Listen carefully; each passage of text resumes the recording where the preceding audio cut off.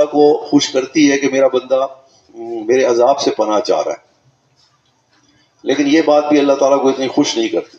اللہ تعالیٰ کو وہ چیز خوش سب سے زیادہ کرتی ہے جس کی طرف اللہ تعالیٰ کے بندے اللہ والے دعوت دیتے ہیں، وہ ہے کہ اللہ تعالیٰ سے ہر عمل کے بدلے اس کی محبت مانگو۔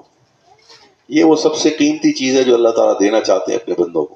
ابھی اسماعیل عارفی صاحب کے مجلس میں بھی اس فقیر نے طلباء تھے وہاں پہ، تو میں نے ان سے عرض کیا کہ محبت سب سے بڑا قیمتی تحفہ اللہ تعالیٰ کا جو اللہ تعالیٰ انسانوں کو دینا چاہتے ہیں، جنت سے بھی بڑا، اس سے بڑا کوئی تحفہ نہیں ہے اللہ تعالیٰ کے خزانے میں جو اللہ تعالیٰ انسانوں کو دینا چاہتے ہیں، اور وہ ہے محبت۔ تو وہ یہ کیسے پتہ لگا کہ اللہ تعالیٰ محبت دینے سب سے زیادہ خوش ہوں گے؟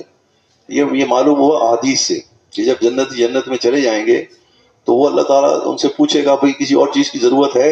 تو کہیں گے یا اللہ آپ نے تو ہماری توقع سے بھی بڑھ کے ہمارے آنکھوں کی ٹھنڈک آپ نے ہمیں عطا کر دی، ہمیں کچھ نہیں چاہیے۔ اللہ تعالیٰ پھر پوچھیں گے بھئی سوچو کوئی اور چیز بھی چاہیے؟ تو وہ کہیں گے بھئی اللہ تعالیٰ بار بار جو پوچھ رہے ہیں اس کا مطلب کوئی اور چیز بھی اللہ کے پاس ہے جنت کے علاوہ۔ تو پھر وہ علماء سے پوچھیں گے بھئی اللہ تعالیٰ ہم سے پھر بار بار سوال کر رہے ہیں، ہم کیا جواب دیں؟ تو وہ کہیں گے بھئی اللہ تعالیٰ سے اس کا دیدار مانگو۔ جنت دینے کے باوجود بھی اگر اللہ تعالیٰ ہم سے کہہ رہے ہیں کچھ اور چاہیے، اس کا مطلب کوئی چیز اللہ تعالیٰ کے ہاں جنت سے بھی زیادہ قیمتی ہے اس کے نزدیک۔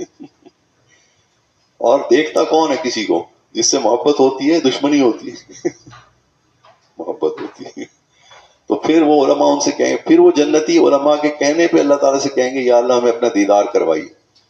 تو پھر اللہ تعالیٰ جمعے کے جمعے جنتیوں کو اپنا دیدار کروائیں گے۔ اور حدیث شریف میں آتا ہے کہ جب وہ اللہ تعالیٰ کا دیدار جنتی دیکھیں گے تو پورے اگلے جمعے تک جنت کی ساری نعمتیں ان کو پھیکی نظر آئیں گی، ساری لذت ختم ہو جائے گی ان نعمتوں کی۔ یہ گویا یوں سمجھیے کہ سب سے بڑا تحفہ جو اللہ تعالیٰ انسانوں کو دینا چاہ رہے ہیں وہ ہے اپنی محبت۔ تو اللہ والے جو